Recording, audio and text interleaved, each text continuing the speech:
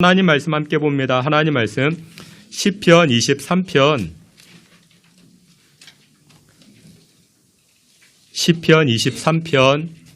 1절부터 6절까지입니다. 구약성경 818페이지 시편 23편 1절부터 6절까지 한 절씩 교독해 봅니다. 제가 1절, 여러분들이 2절, 제가 1절 말씀 먼저 봉독합니다. 여호와는 나의 목자시니 내게 부족함이 없으리로다.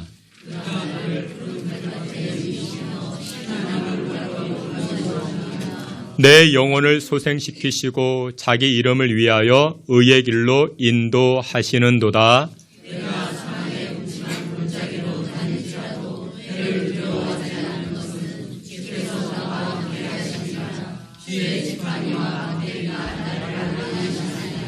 주께서 내 원수의 목전에서 내게 상을 차려주시고 기름을 내 머리에 부으셨으니 내 잔이 넘치나이다.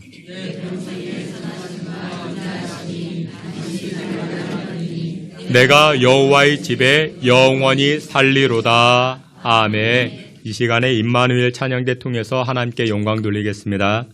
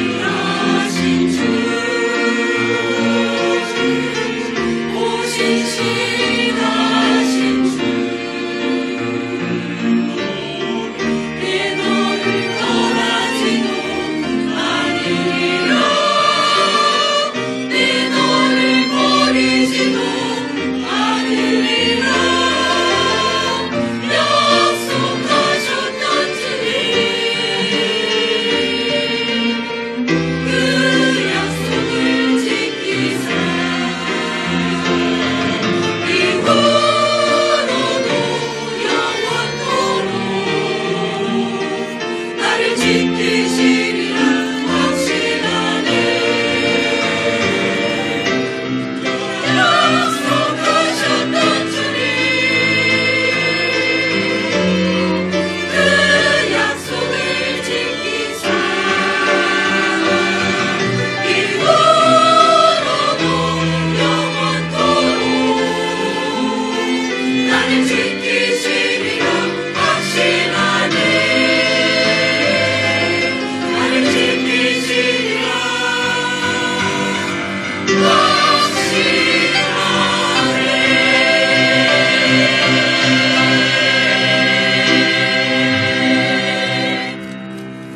아멘. 기도합니다. 하나님 아버지, 오늘도 저희들이 생명의 말씀, 하나님의 음성 듣고자 나아갑니다.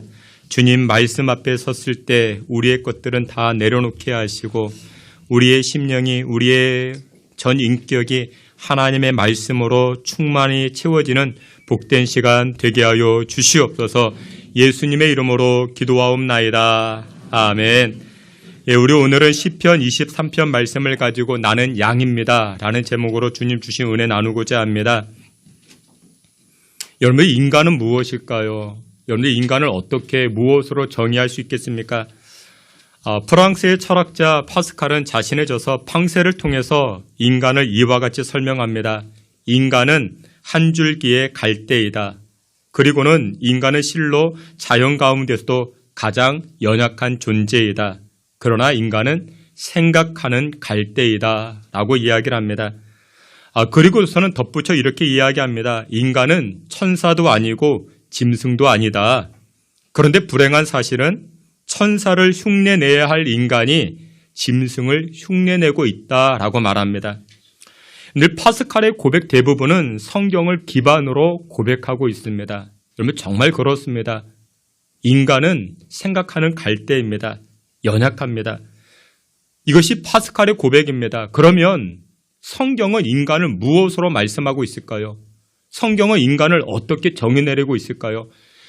이사야 53장 6절에 이렇게 말씀합니다. 앞에 있는 말씀 다 함께 보겠습니다. 우리는 다 양 같아서 그릇 행하여 각기 제 길로 갔거늘 여호와께서는 우리 모두의 죄악을 그에게 담당시키셨도다. 아멘.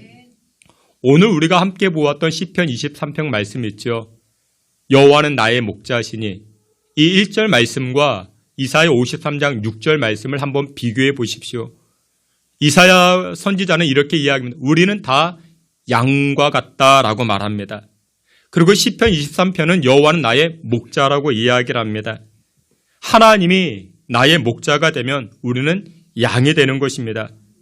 인간을 양으로 표현합니다. 여러분, 우리는 양과 같은 존재라는 것입니다.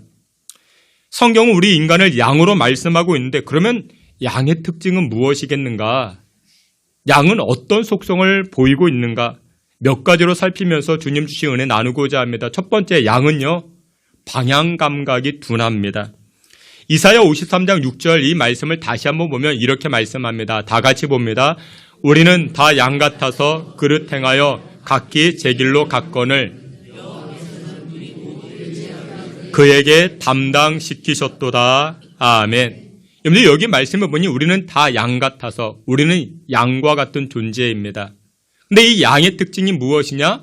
그릇 행하여 각기 자기 길로 갔다라고 말합니다. 양의 특성 중 하나는 시력이 굉장히 안 좋습니다. 5m 앞을 보지 못한다 말합니다. 시력이 안 좋고 방향 감각이 없다 말합니다. 양은 다른 동물과 달리 방향 감각이 대단히 안 좋습니다. 집에서 조금만 떨어져도 혼자 집을 찾아오지 못합니다. 근데 여러분들 다른 동물들 있죠. 소나 말이나 강아지 어떻습니까? 집을 잘 찾아옵니다. 근데 양은 그렇지 못합니다. 성경은 저와 여러분들이 무엇과 같은 존재라? 양과 같은 존재라 말하고 있습니다. 철학자 파스칼은 인간의 위대성을 생각할 줄 알기에 위대하다 말합니다. 인간들은 생각을 통해서 현대 문명을 건설해 나아갑니다. 생각을 통해서 교통수단과 통신, 정보수단을 많이 만들어냅니다. 발전해 갑니다. 근데 얼마 전까지만 해도 상상도 못할 일들을 인간은 생각을 통해서 많이 만들어 봤습니다. 그럼에도 불구하고 인간의 현실 문제는 무엇이냐? 방향 감각이 없다라는 것입니다. 왜냐? 양이기 때문에 방향 감각이 부족하다라는 것입니다. 전 세계를 빨리 오고 가고 있지만 궁극적으로 어디로 가야 할 것인지 방향을 알지 못하는 존재가 바로 우리 인간이라는 것입니다. 국회의원 성적표라는 그런 유머가 있습니다. 국회의원들을 수미 안가로 이렇게 성적을 내봤는데 그래도 의아하게 이 국회의원이 수를 받은 과목이 있다 합니다. 그것이 무엇이냐? 바로 수학이라고 말합니다. 아니, 어떻게 이 국회의원이 수학을 이렇게 좋은 점수를 받았는가? 알고 봤더니 비자금 계산을 잘해서 그런 유머가 있습니다. 또 우를 받은 과목이 있다 합니다. 국어가 바로 우를 받은 과목이라 말합니다. 말하기, 쓰기는 얼마나 잘하는지 모릅니다. 근데 뭐가 안 됩니까? 듣기가 안 됩니다. 그래서 그것이 바로 우라고 이야기합니다. 그리고 마지막 가를 받은 과목이 있다고 하는데 그것은 체육이라 말합니다. 왜 체육이 가를 받았느냐? 국회의원이 얼마나 활동적인데 뛰기는 많이 뜁니다. 부산을 갔다가 대전을 갔다가 강원도를 갔다가 그런데 점수가 안 나옵니다. 왜 안 나왔을까요? 방향이 잘못돼서 점수를 못 받았다라는 것입니다. 여러분 그렇습니다. 빨리 서둘러 일하고 많이 일하는 것, 그것만이 능사가 아니라는 것입니다. 양과 같은 우리는 방향 감각이 없습니다. 앞을 제대로 보지 못합니다. 여러분의 시력은 어떠십니까? 누구는 1.0, 누구는 0.7, 시력이 안 좋을 수 있죠. 여러분 시력이 안 좋으면 안경 쓰면 됩니다. 안경 쓰면 고쳐집니다. 근데 문제는 무엇이냐? 영적인 시력입니다. 우리는 태어날 때부터 영적인 시각이 어두운 사람들입니다. 양처럼 시력이 대단히 좋지 않습니다. 그래서 우리는 하나님의 은혜를 보지 못하고 하나님께서 허락하신 축복을 발견하지 못하고 하나님께서 허락하신 사명을 바라보지 못하고 궁극적으로 우리가 나아가야 할 천성을 바라보지 못합니다. 시력이 안 좋기 때문에. 그러면 여러분, 우리는 태생부터 보지 못하는데 어떻게 주님께 나아갈 수 있을까요? 어떻게 우리의 목자 대신 우리 여호와께 가까이 나아갈 수 있을까요? 이유가 있습니다. 시력은 안 좋지만 이 양은 청력이 발달되어졌다 합니다. 그래서 청력을 가지고 주님의 음성에 귀를 기울이기 시작합니다. 주님의 음성에 귀를 기울이고 그 음성에 따라 나아갈 때 그때 생명의 길로 나아가게 되는 줄 믿으시길 바랍니다. 전도서 5장 1절에 이렇게 말씀합니다. 우리 앞에 있는 말씀 다 함께 봅니다. 너는 하나님의 전에 들어갈 때에 내 발을 삼갈지어다 가까이 하여 아멘.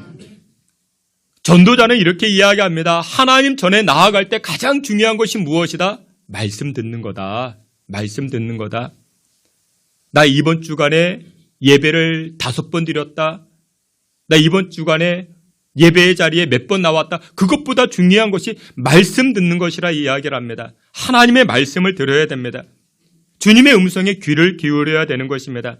여러분 하나님의 말씀을 잘 들으면 인생의 방향을 잡기 시작합니다. 하나님의 말씀을 잘 들으면 내가 살아나기 시작합니다. 요한복음 10장에도 이렇게 말씀합니다. 우리 3절부터 5절까지 말씀 다 같이 보겠습니다. 문지기는 그를 위하여 문을 열고 양은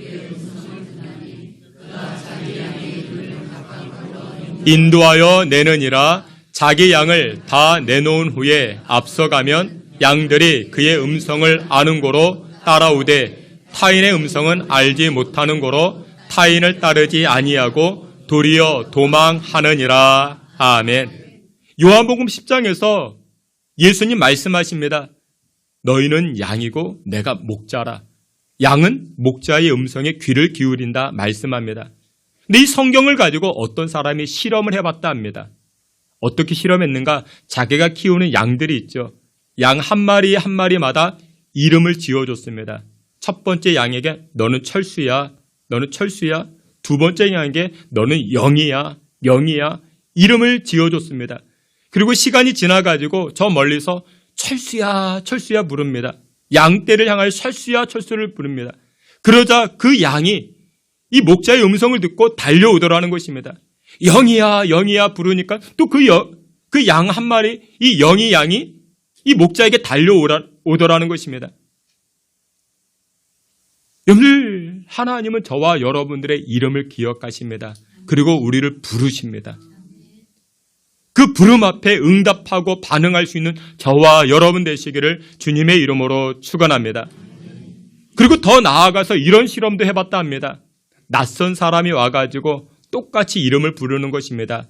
양떼들을 향하여 철수야, 철수야, 영이야, 영이야 이름을 부르는 겁니다. 근데 그 철수 양이 영이 양이 반응을 하지 않습니다. 왜 반응을 하지 않을까요? 오늘 본문의 말씀과 같이 목자가 아닌 사람이 자기 이름을 불러도 반응하지 않는 것처럼 양은 그와 같다라는 것입니다. 여러분들, 양은 목자의 음성에 귀를 기울입니다. 사랑하시는 귀한 성도 여러분들, 진짜 양은 진짜 목자의 음성에 귀를 기울입니다. 저와 여러분들은 하나님의 거룩한 양떼들입니다. 하나님의 음성에 귀를 기울일 수 있는 저와 여러분 되시기를 주의 이름으로 축원합니다. 근데 우리는 지금까지 무슨 음성에 귀를 기울였습니까? 성공의 음성에 귀를 기울이지 않았습니까? 인기의 음성에, 자기 자랑케 하는 음성에 우리가 귀를 기울이지 않았습니까? 사랑하시는 귀한 성도 여러분들, 창조주 하나님, 여호와를 나의 목자 삼은 그 양떼들마다 생명의 근원 되시는 예수 그리스도의 음성에 귀를 기울이며 살아가시기를 주님의 이름으로 축원합니다. 두 번째로 이 양의 특징 두 번째가 무엇이냐? 이 양은 앞을 잘 보지 못하기 때문에 두려움이 많더라는 것입니다. 두려움이 굉장히 많습니다. 이사야 41장 10절에 이렇게 말씀합니다. 이사야 41장 10절, 우리 말씀 앞에 있는 말씀 함께 봅니다. 두려워하지 말라, 내가 너와 함께함이라. 놀라지 말라, 나는 내 하나님이 됨이라. 내가 너를 굳세게 하리라. 참으로 너를 도와주리라. 참으로 나의 의로운 오른손으로 너를 붙들리라. 아멘. 여러분들, 모든 생물은 자기 자신을 보호하기 위한 나름의 자구책들을 다 가지고 있습니다. 우리 아이들이 어렸을 때 어떤 지인의 도움으로 집안에서 정갈을 키우게 되었습니다. 굉장히 작습니다. 근데 작은 몸집인데 이 정갈 안에는 무엇이 있는가? 무서운 독을 가지고 있습니다. 마찬가지로 어떤 생물이든지 작으면 작을수록 자기를 보호할 수 있는 여러 가지의 수단을 가지고 있습니다. 신체의 한 부분을 무기로 사용한다든지 자신의 신체 색깔을 바꾸어 가면서 자기를 보호하는 그와 같은 자구책들을 다 가지고 있습니다. 그런데 유독 무엇만큼은 양은 그런 것이 없습니다. 물론 양에게도 뿔이 있죠. 그런데 양의 뿔을 보셨습니까? 이렇게 동그랗게 말려 들어가 있습니다. 근데 이 양의 뿔을 자세히 보면 이 양의 뿔은 공격하는 무기가 아닙니다. 양의 뿔은 자기를 보호하는 무기죠. 자기를 보호하는 것입니다. 공격하는 무기가 될 수 없습니다. 그런데 여러분들, 염소는 어떻습니까? 염소의 뿔을 보셨습니까? 날카롭습니다. 뾰족합니다. 그래서 이 염소의 뿔은 방어용이기보다는 공격하는 무기가 됩니다. 여러분들, 우리 주변에 염소 같은 사람들이 있어요. 얼마나 아프게 하는지 모릅니다. 막 찌르고 아프게 하는 사람이 있어요. 말 한마디가 뿔처럼 막 이렇게 상대를 아프게 하는 사람들. 근데 성경은 믿음의 백성된 저와 여러분들을 향해서 무엇과 같다? 양과 같다라고 말합니다. 양은 공격할 만한 무기가 없습니다. 그래서 어떻게 해요? 두려워요. 매사에 두렵습니다. 여러분들, 인간만큼 두려움이 많은 동물이 있을까요? 여러분들의 아이들이 아침에 학교 갑니다. 야, 자동차 사고 나지 않을까? 건강에 대한 두려움, 진학에 대한 두려움, 야, 얘가 앞으로 밥이라도 먹고 살까? 진로에 대한 두려움. 이 두려움이 우리 인간에게 정말 많지요. 인간의 두려움의 이 심리를 이용해서 발달된 현대적인 산업 하나가 있죠. 무엇입니까? 보험이죠. 보험입니다. 누가 그런 말을 합니다. 인류 최고의 발명품은 바로 무엇이다? 보험이다. 여러분들 몰라도 한 두세 개는 다 보험 가지고 계시죠. 어떤 분은 6개를 가지고 있는 분도 봤습니다. 자동차 보험, 암보험, 화재보험, 의료보험, 비행기 타면 항공보험, 배를 타면 선박보험, 축구하는 사람은 발보험, 피아노 치는 사람은 손가락보험.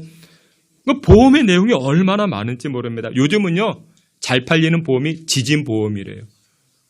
지진이 언제 일어날지 모르니까. 여러분, 인간이 세상에서 가장 강한 듯 보여지지만 실제로 가장 두려움을 많이 가진 존재가 인간이라는 것을 보여줍니다. 그렇다면 언제 이 두려움이 사라질까요? 염소처럼 뾰족한 뿔을 지니면 두려움이 사라질까요? 아니죠. 나의 가장 좋은 친구, 나의 반석이 되시고 나의 환난 날에 도움 되시는 여호와 하나님을 나의 목자 삼을 때 나의 목자 삼을 때, 여호와께서 나의 목자가 되어서 나를 지켜주실 때 그때 평강과 은혜가 임하게 되는 줄 믿으시길 축원합니다. 내가 나를 지키는 게 아니라는 것이죠. 우리 둘째 아이가 지금은 이제 다 컸는데 저보다도 큰데 한 1학년 때, 2학년 때 있던 것 같습니다. 초등학교 한 1학년쯤 됐는데 그 동네에 5학년짜리 형이 있었습니다. 이 아이는 밥도 잘 먹고 그래서 등치도 크고 다른 또래 아이들보다도 이렇게 체격도 컸습니다.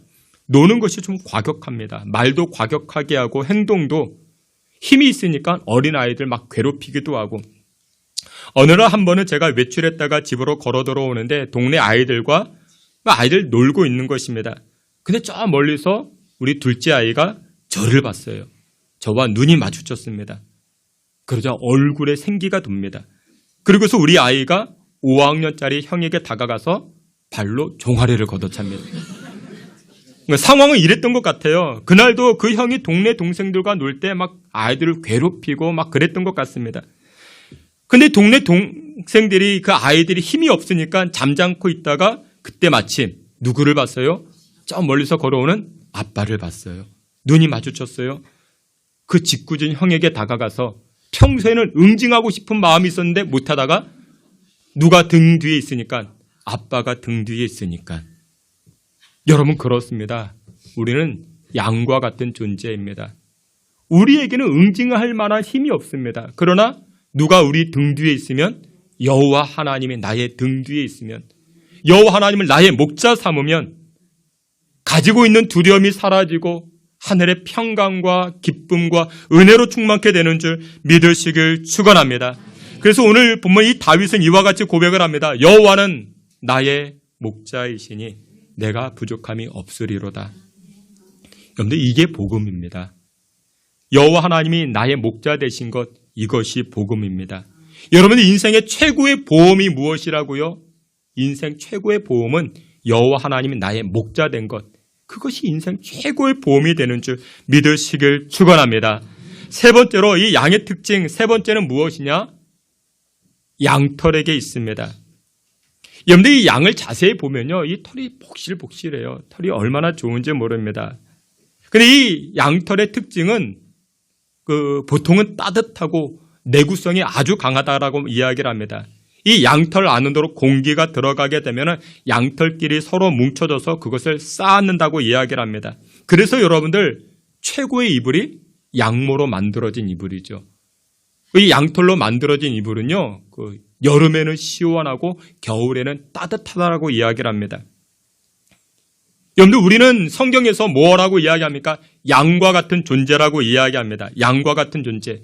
여러분들, 양과 같은 존재는 내가 가지고 있는 이 양털로 우리 이웃에게 따뜻하게, 또 때로는 시원하게 만들어가는 그런 인생으로 살아가야 되는 것입니다. 골로새서 3장 12절 14절에 이렇게 말씀합니다. 앞에 있는 말씀 다 함께 봅니다. 그러므로 너희는 하나님이 택하사 거룩하고 사랑받는 자처럼 긍휼과 자비와 겸손과 온유와 오래 참음으로 옷 입고, 누가 누구에게 불만이 있거든 서로 용납하여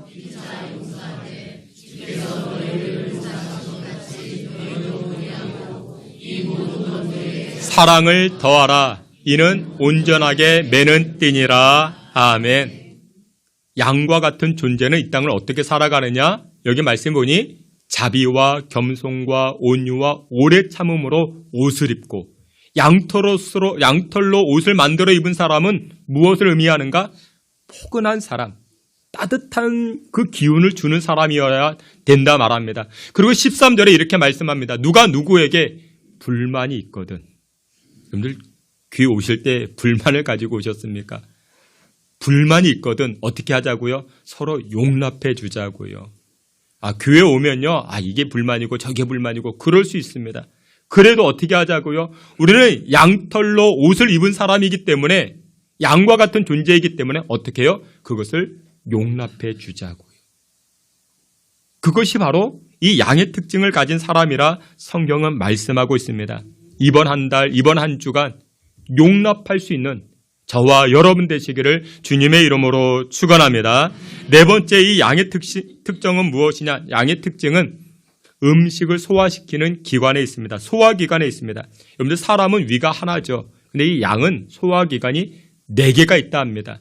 위가 4개가 있다 합니다. 첫 번째 위는 풀을 뜯어 먹은 것을 저장하는 저장 위치입니다. 저장 역할을 합니다. 그 다음은 겉주름이 있고 또 속주름이 있다 합니다. 차례대로 거쳐가면서 소화를 시켜 나아가는 것입니다. 양은 자기가 먹은 이 풀을 소화시키는데 보통 4일에서 5일이 걸린다 합니다. 우리 성도들도 마찬가지입니다. 하나님의 말씀을 먹고 그것을 곱씹어 보는 것입니다. 되새김질해 보는 것입니다. 시편 77편에 이렇게 말씀합니다. 앞에 있는 말씀 다 같이 봅니다. 곧 여호와의 일들을 기억하며 주께서 옛적에 행하신 기이한 일을 기억하리이다. 또 주의 모든 일을 작은 소리로 읊조리며 주의 행사를 낮은 소리로 되뇌이리이다. 아멘. 여기에 시편 기자는 이렇게 고백을 합니다. 하나님의 말씀을 기억한다. 그게 무엇이라고요? 묵상하는 것입니다. 되새김질하는 것입니다. 하나님의 말씀을 되새기고 맞아. 지난번에 하나님 이런 은혜를 주셨지. 지난번에 이렇게 하나님 응답해 주셨지. 그것을 기억해내는 것입니다. 그것을 묵상하는 것입니다. 그것이 바로 양과 같은 우리가 행할 일이라 성경은 말씀하고 있습니다. 사랑하시는 귀한 성도 여러분들, 지난날 여러분들의 발걸음을 돌이켜 보십시오. 하나님 부어주신 은혜가 참 많습니다.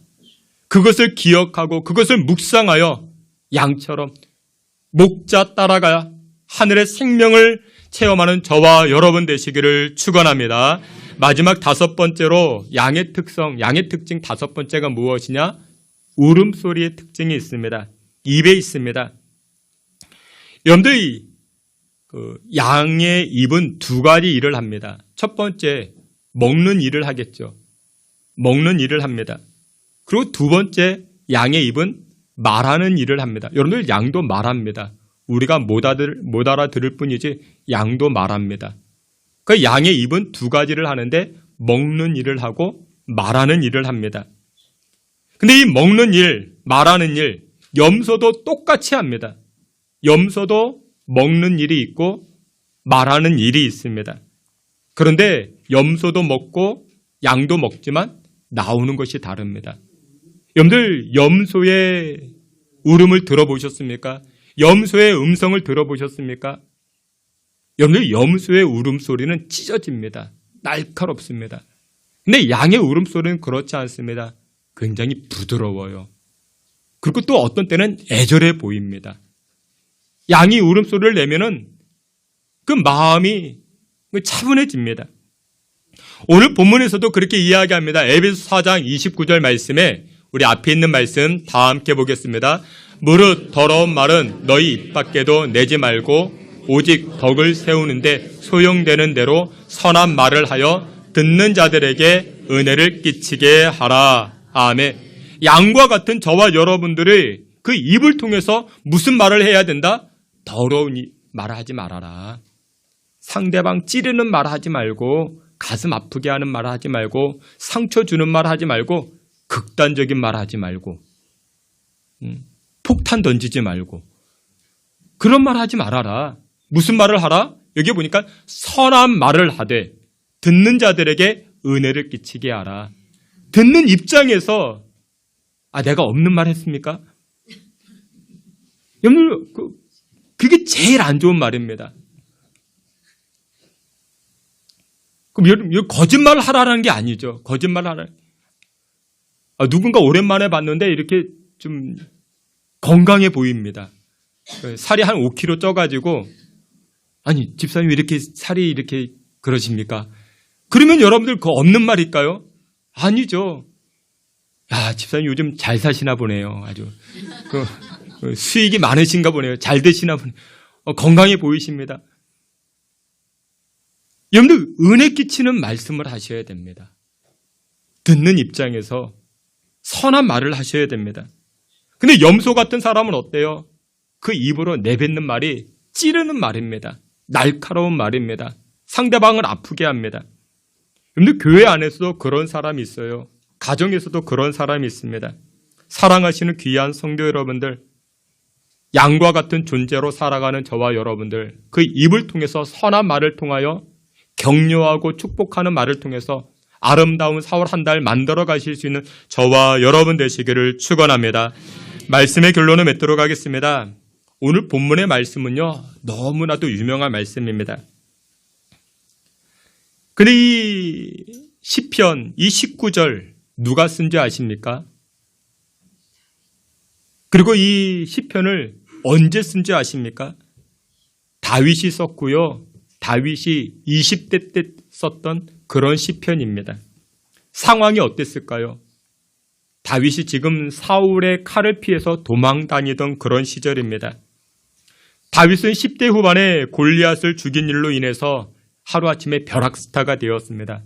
곧바로 왕의 사위가 되었고 베들레헴 산골짜기 촌놈이 이제 하루아침에 전 이스라엘 나라를 다스리는 이웃나라가 주목하는 그런 스타로 발돋움했습니다. 그런데 이 사울 왕이 칼을 빼들고 자신의 인기가 다윗에게 옮겨지는 것을 보고 다윗을 죽이겠노라 그렇게 달려들기 시작합니다. 10년 동안이나 도망을 다닙니다. 여러분들 생각해 보세요. 10년을 도망 다녔습니다. 생사의 고비를 한두 차례 넘긴 게 아닙니다. 마을이나 집으로 도망 다닌 것도 아닙니다. 들녘으로 동굴로 피해 숨어들기 시작합니다. 끈질기게 추격합니다. 배신과 밀고와 일촉즉발의 위기가 아슬아슬하게 자기를 비껴갑니다. 얼마나 힘든 시간을 보냈는지 모릅니다. 여러분들 그거 아시죠? 사람이요, 힘든 과거를 지나오면 그 인생에 그림자가 생깁니다. 얼굴에 그림자가 생겨요. 말하는데 그림자가 보입니다. 왜요? 과거에 그런 어려움을 당했기 때문에. 근데 여러분이 지금 다윗의 고백을 들어보세요. 이 고백 안에 그림자가 있을까요? 아니요, 없습니다. 정말 어려움의 터널을 지나왔다. 이 다윗을 발견할 수가 없습니다. 왜 그랬을까요? 그 이유는 한 가지입니다. 다윗은 여호와 하나님을 자기의 목자 삼았기 때문에 그렇습니다. 여러분들에게 지난날에 상처가 있으신가요? 과거의 아픔이 있으신가요? 그림자가 보입니다. 어떤 분들은 그림자가 보입니다. 근데 그 그림자를 떨쳐내는 그 비결이 무엇이냐? 여호와 하나님을 나의 목자 삼는 것입니다.